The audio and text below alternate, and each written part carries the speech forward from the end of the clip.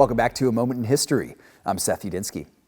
The 20th century is defined by two catastrophic world wars. Now, while the second of these left an undeniable mark on global civilization, the first was also pretty catastrophic. In the United States, the American legacy of the Great War is intertwined with the legacy of the man who led the nation during its involvement in this war.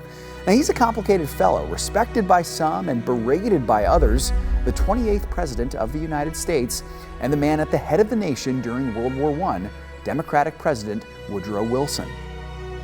Now, Wilson's origin story is nothing if not complex. He was born in 1856 in Virginia, the son of a Presbyterian pastor. Wilson's father was a veteran of the Civil War, but for the Confederate side. Now, this makes Wilson, in the annals of American history, the first sitting president with such a personal, overt family tie to the Confederacy. As president, he would enact certain laws in support of segregation, showing a questionable mark on his moral code and whether the ideals of the Confederacy ever really left him. Now, he would attend Princeton University, where he would eventually become the institution's president in 1902.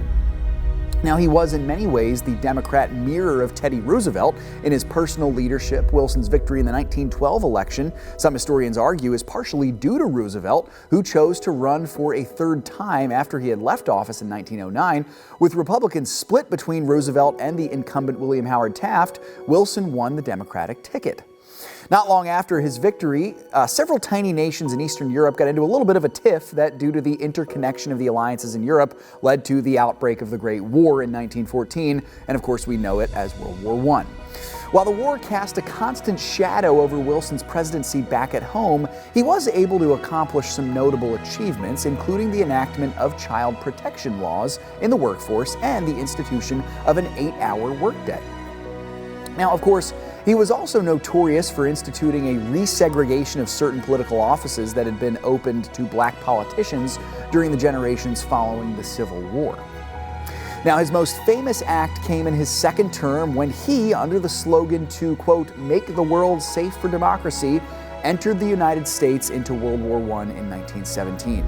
The American entrance gave the Allied forces the firepower they needed to defeat the Central Alliance in 1918. Now, in a very controversial effort to sustain world peace after the war, Wilson helped create the Treaty of Versailles and with it the League of Nations. Now, the League, as history tells us, did very little to actually prevent another more serious war. Wilson lived his final years in deteriorating health after he left office in 1921 before his death in 1924. Thanks so much for joining me once again for A Moment in History. For more historical content, subscribe and click that bell to get notifications for when our next Moment in History comes out.